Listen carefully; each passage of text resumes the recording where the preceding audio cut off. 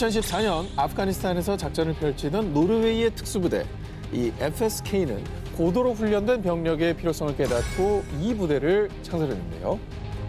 아프가니스탄은 내전이 심하고 가장 위험한 곳이기도 하고 거기가 지형이 그리고 아주 험난하대요. 그래서 누가 어디 숨어 있는지도 모르고 굉장히 힘들다고 하더라고요. 아니 근데 특수부대원 중에서 이제 월등한 대원을 뽑아서 소수 정예 부대를 만드는 건가요?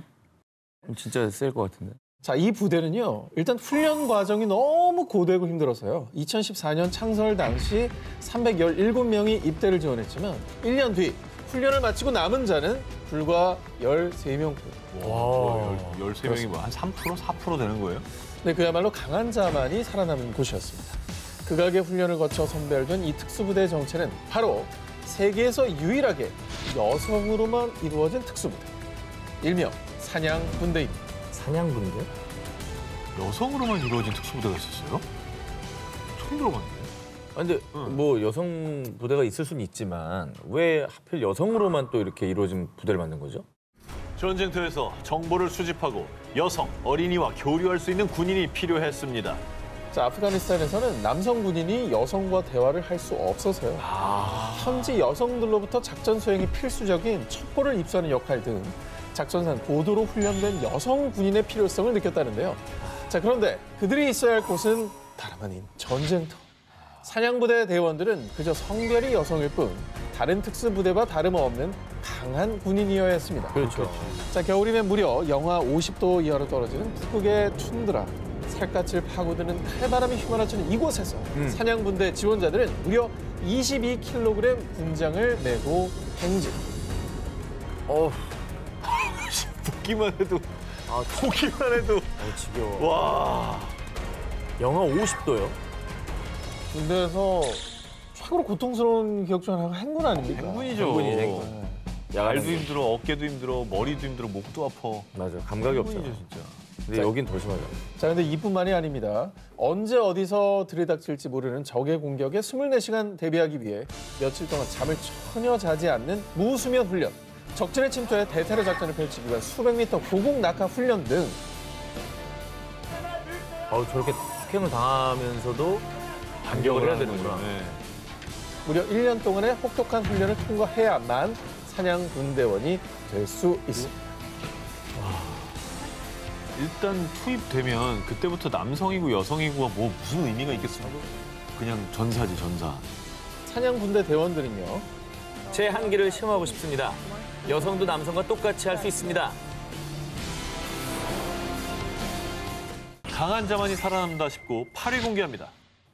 오! 그렇지! 어휴, 돌이죠, 저거. 머리를 깬 거야? 아우! 오우, 뭐야? 돌에다 불을 붙이고 있어요. 각종 무기 섭렵은 기본, 손에 잡히는 모든 것이 무기가 되는 이들의 정체. 일명 미친 개들로 악명 높은 세상에서 가장 거친 특수부대, 러시아의 스페츠나츠입니다. 스페츠나츠는 냉전 시대인 1950년 소련 군사정보국 산하부대로 창설됐고요. 현재는 연방보안국, 연방군 등 각 부대의 편입, 암살 및 대테러 임무에도 투입되는 최정예 부대입니다. 그리고 2016년엔 극단주의 테러 단체 IS로부터 시리아의 고대 유적지인 팔미라를 탈환하는 데 기여하게 됐는데요. 자, 그렇다면 러시아의 강한 자들인 스페츠나츠들은 어떻게 탄생이 되느냐? 한겨울에 40kg의 군장을 메고 약 70km를 행군하는 건 기본. 그리고 여러분 생각해 보십시오. 한겨울 영하의 날씨 얼마나 춥습니까? 근데 여기는 러시아잖아. 저 날씨. 그리고 알려진 바에 따르면 매 훈련이 실전, 건물, 버스, 항공기 등 장소를 가리지 않고 훈련하고요. 심지어 이분들은 폭풍을 가상으로 구현하는 게 아니라 진짜 폭풍에 배를 띄우고 훈련을 합니다. 원래 폭풍 오면은 오늘 훈련은 없다. 보통은 그렇죠. 내무원에서 보통. 대기하도록 이러잖아요. 자, 뿐만 아니라 스페츠나츠가 되기 위해선 강철 체력, 또 강인한 정신뿐 아니라 개개인이 인간 병기 수준으로 격투수를 연마, 무자비한 혈투가 벌어지는 스파링 훈련은 물론이고요. 하루 최소 2시간 동안은 러시아의 특공 무술인 시스테마와 삼보로 격투수를 연마하는데요. 그래서 스페츠나츠는 백병전에 특히 강점을 보이는 격투술의 달인들로 유명합니다. 표두르가 강한 이유가 있었네. 표들은 뭐 저기서 뭐 명함도 못 내밀겠는데. 자, 지금까지 세상에서 가장 거칠고 과격한 러시아의 강심장들 만나보셨습니다. 강한 자만이 살아남는다 19 7위를 공략. 최정예 첩보부대 인질 구출 작전.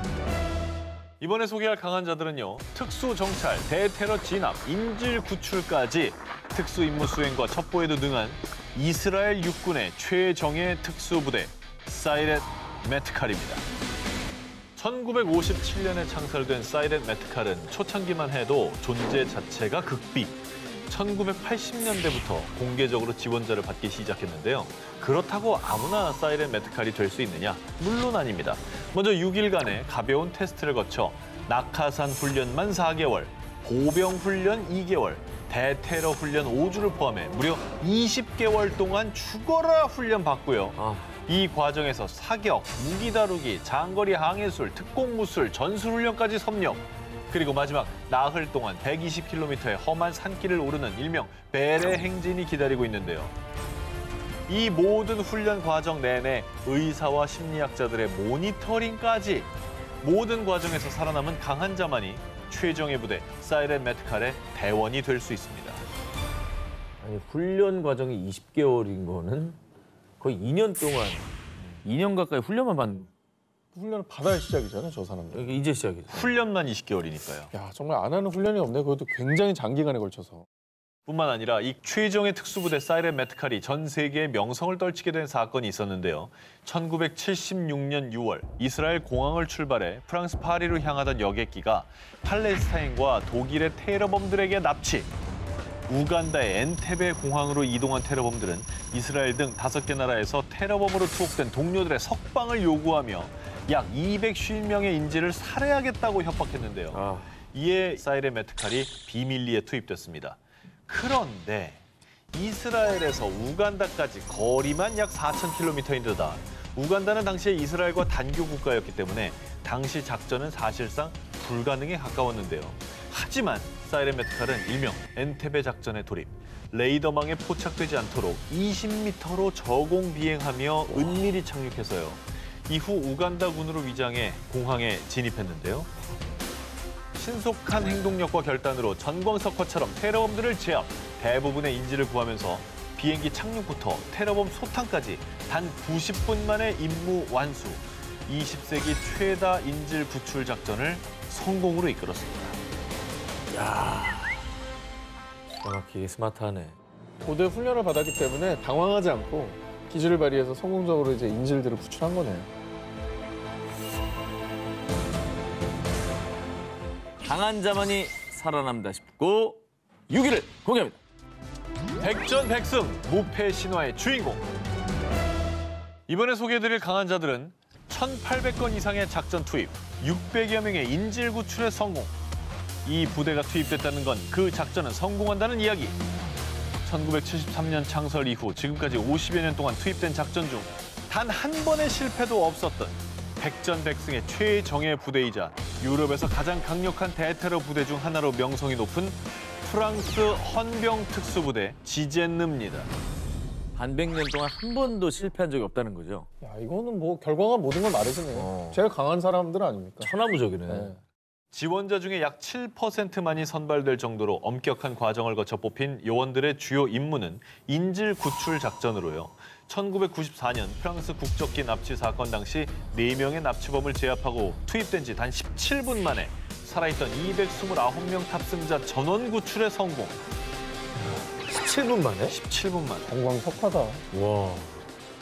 그러니까 딱 그러니까 모든 대원들이 그냥 하나같이 일사불란하게 움직이지 않으면 발생하기 어렵잖아요. 하나로 움직인 거지. 5년 이상의 군 경력자 중에 체력, 지적 능력, 심리 테스트 등 엄격한 과정을 통해 선발된 요원들은 약 1년 동안 저격술, 고공 낙하, 폭발물 처리, 화기 조작술 등을 철저하게 익히는데요. 그중에서도 테러범을 쫓는 부대답게 무려 하루에 300탄의 실탄 사격 훈련을 진행. 특화된 저격술은 세계 최고 수준이라고 합니다.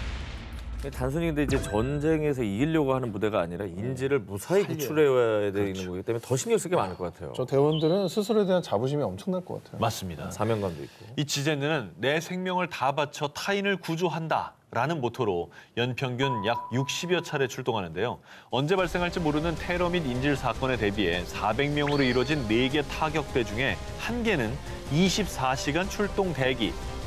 지젠느가 단 한 번의 실패도 없었다는 건 테러범들의 흉악 범죄가 매번 실패로 끝났다는 말이기도 할 텐데요.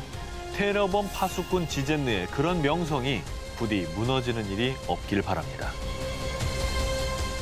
강한 자만이 살아남는다 19. 5위 공개합니다. 세계 강한 자들의 전신 SAS.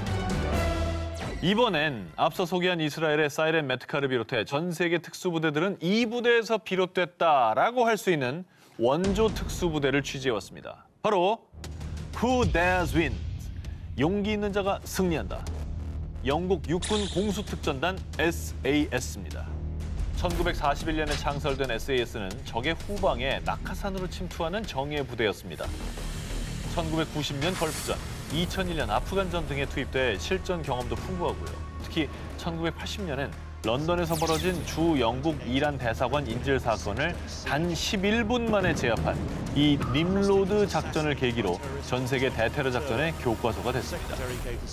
근데 SAS 되기도 진짜 만만치가 않을 것 같습니다. 그 아까 프랑스도 보긴 했습니다만 진짜 강한 자들만 모였을 것 같아요. 이 대표적인 훈련만 소개해드리겠습니다. 먼저 1단계, 약 200명의 군인은 웨일즈에 위치한 브레콘 비콘스로 이동. 도착하면 해발 886m의 악명 높은 산봉우리 페이판을 약 30kg의 군장을 메고 행군해야 하고요. 페이판 등정이 끝나면 잠시 쉴 틈도 없이 이번엔 약 64km의 트레킹 코스를 나 홀로 나침반과 지도에 의지한 채 24시간 안에 완주해야 합니다. 1단계에서 탈락한 사람 꽤 많을 것 같은데. 일단 우리는 뭐 저기서 탈락이에요, 다. 우린 갈 생각이 없어요. 예. 이번엔 정글입니다. 대박. 그것도 평균 온도 30도, 습도 97%인 말레이시아나 벨리즈의 정글에서 무려 6주간 4인 1조로 정글 생존 훈련을 받고요. 그리고 마지막 하이라이트. 자, 이제부터 대답할 수 없습니다. 로 대답한다, 알겠나? S 생존, E 회피, R 저항, E 탈출. 이 시어 훈련의 일종인 ENE, 즉 회피 및 탈출 훈련을 일주일간 받게 되는데요. 그러니까 이 훈련은 쉽게 말해서 적에게 포로로 잡혔을 경우를 대비하는 실전 모의 훈련인데, 예를 들면 가상의 포로 수용소를 만들어 납치하고 감금하고 실제와 흡사한 강도의 유도 신문과 욕설과 협박을 반복합니다. 이때 병사들은 자신의 이름, 직급, 군 번호, 생년월일, 그리고 대답할 수 없습니다로만 대답해야 하는데요. 이 모든 훈련을 통과하면 당신의 전쟁은 끝났습니다 라는 말과 함께 SAS 대원으로 합류할 수 있습니다. 참고로 생존 전문가 베어 그릴스가 SAS 출신입니다. 그래서 생존왕이 되셨나 봐요. 그러네. 그러니까 막 먹을 거 없을 때 알아서 찾아 먹고 막 이런 것들이 어떻게 보면 저런 실전 훈련을 통해 길러진 게 아닌가 싶어요. 험난하고 거칠고 위험한 SAS 훈련을 보고 걱정하는 두 기자님 같은 분들에게 전직 SAS 교관은 이런 조언을 남겼습니다. 이 모든 과정이 두려우십니까? 그럼 SAS에 지원하지 않으면 됩니다. 대답할 수 없습니다. 전 안 갈게요.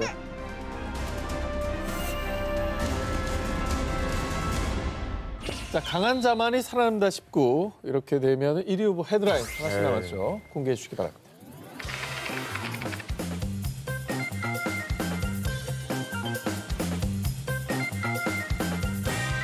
이번에 제가 소개해드릴 강한 자들은 전 세계 국방력 1위 미국에서도 탑 티어 부대로 꼽히는 미 해군 대테러 특수부대 대부그루입니다. 티어 1, 2, 3급으로 구분되는 미 특수전 부대 최상급 티어 1부대로 최정예 오브 최정예 부대라고 할 수 있습니다. 한 해 국방비가 1,000조인 나라 아닙니까? 그렇죠. 1,000조국. 근데 여기서도 이 국방력 최고 수준인 미국의 탑티어 부대라고 하니까 벌써 압도되네요. 그렇습니다. 이 부대로 말씀드릴 것 같으면 미국의 강한 자 중에 강한 자들만 모인다는 미 해군 엘리트 특수부대죠. 지옥의 관문을 뚫고 살아남은 상위 1%의 네이비실 중에서도 엄선된 요원들로 구성된 특수부대 중에 특수부대로 불리고 있습니다. 네이비실은 뭐 최정예 해군 특수부대잖아요. 그 안에서도 엄선해서 요원을 구성한 부대라니까 뭐 그 위력은 말하지 않아도 알겠네요. 이 대북으로는 선발 과정만 약 8개월. 비밀 작전팀인 만큼 병력의 실제 규모와 훈련 과정에 대해 자세히 공개된 사항은 없습니다. 하지만 일단 오늘 소개됐던 특수부대들이 하는 모든 훈련은 전부 다 하신다고 보면 됩니다. 한마디로 육해 공을 넘나드는 전천후 부대라고 해도 과언이 아닌데요. 적을 따돌리는 특수 운전술, 잠수 기술, 극한의 생존술 등 인간의 한계를 뛰어넘는 극한의 훈련은 물론 체력부터 지적 능력, 심리 상태에 이르기까지 다양한 테스트를 거치고요. 선발된 이후에도 무술, 저격술과 폭파술, 10,000m가량의 고공에서 자유 강하 후 목표물에 침투하는 기술 등 각종 훈련을 통해 전사 중의 전사로 거듭난다고 합니다. 세계 최고의 정예 오브 정예 부대네요, 진짜. 그러니까 미군이 지금 전 세계 다양한 작전에 투입이 돼 있고요. 그러면 대북으로는 그 중에서도 또 특수한 임무를 또 맡았을 것 같아요. 1980년에 창설돼서 대테러전, 핵무기나 생화학무기 확산 차단, 정치적으로 민감한 인질 구출 작전 등 고도의 기밀성과 위험성이 큰 비밀 작전에 전문적으로 투입된 대북으로는 2011년 9.11 테러를 주도한 국제 테러 단체 알카에다의 창설자 오사마 빈 라덴을 단 40분 만에 사살하면서 세계에 알려지기 시작했는데요. 오사마 빈 라덴 사살 작전뿐만 아니라 1990년 걸프전, 2001년 아프간전, 2009년 머스크 엘라바마호 인질 구출 작전 등 미군의 주요 작전마다 빠지지 않고 맹활약하고 있습니다. 미국의 또 가장 큰 작전마다 투입된다는 사실 자체가 이건 뭐 그들의 위력을 결과로서 증명을 해주고 있네요. 그렇습니다. 지금까지 강한 자 중에 강한 자, 미국의 최고 전략 자산 대북으로였습니다. 전 세계에서 실전 경험이 가장 많은 부대, 시가전 최강인 죽음의 분대, 이처럼 무시무시한 타이틀을 소유한 특수부대의 정체는 바로 브라질의 특수경찰대대 보피입니다. 보피가 지키는 지역은요, 브라질 최대 빈민가인 리우데자네이루의 파벨라. 그런데 이곳은 단순 빈민촌이 아닙니다. 파벨라에선 대통령보다 카르텔 두목이 더 막강하다고요. 파벨라 지역은요, 오래전부터 마약 카르텔이 장악, 마약 밀매뿐 아니라 매춘과 강도, 살인 등 각종 흉악 범죄가 빈번한 최악의 우범 지역인데요.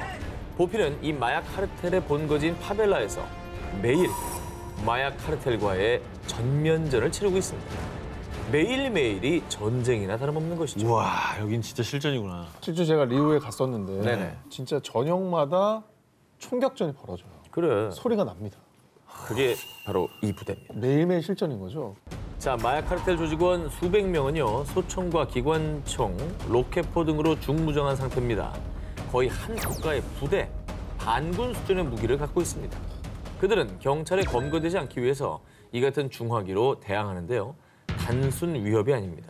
실제로 카르텔 소탕 작전 중 경찰들이 사망, 게다가 2009년엔 마약 카르텔이 로켓포로 경찰 헬기를 격추하는 사건까지 있었습니다. 야, 와, 헬기를 격추하는 거는 이건 좀 우리가 생각하는 어떤 그 조폭이랑은 다르네요. 아우, 조폭이 총도 없잖아요. 그러니까 전 말이 마약 카르텔이지 그냥 작은 반군 정도라고 봐도 되겠는데요. 군대예요, 군대. 자, 그래서 보피의 모토는 죽음에 대한 승리. 사소한 실수에도 생명을 잃을 수 있는 목숨을 건 싸움을 하는 것입니다. 브라질 당국은 고도의 훈련을 통과한 자들만을 선별한 특수부대 보피를 투입, 마약 카르텔 소탕 작전을 펼치고 있는데요. 중화기로 무장한 마약 카르텔을 상대하기 위해서 보피 대원들 역시 중무장. 카르텔 소탕 작전 중에는 실제로 총성이 오가며 전쟁을 방불케 하는 치열한 접전이 펼쳐지기도 합니다. 이렇게 매일 마약 카르텔과의 전쟁을 치르고 있는 보피. 그 결과 2017년 보피는 악명 높은 리우의 마약왕 다실바를 체포하는 데 성공합니다. 야, 어떻게 잡았네요. 진짜 매일매일 들리는 총소리를 들으면서 야, 여긴 정말 전쟁터구나. 그 생각을 했었거든요. 아, 그 저기에 반군만 있는 게 아니잖아요. 시민들도 있는 거잖아요. 시가지니까. 네네. 그러면 뭐 당연히 전쟁에서 이겨야 되고 내 목숨을 지켜야 되는데 시민들의 안전까지도 확보를 해야 되는 거잖아요. 그러니까 더 어려운 거지. 그치. 그 조직들은 그런 거 생각하겠어요? 안 하죠. 무조건 닭공이고 산업재해 들어오면 쏘는 건데 여기는 시민까지 보호해 가면서 이들도 상대해야 그렇지. 되니까. 인질극도 많이 벌일 거고. 자, 일반 경찰은 우습게 본다는 파벨라의 마약 카르텔도요. 해골 무늬가 보이면 일단 숨어. 걔네가 바로 보피야. Knife in the Skull. 확실하게 임무를 완수하는 죽음의 분대. 시가전 최강의 부대인 보피만큼은 두려워한다고 합니다.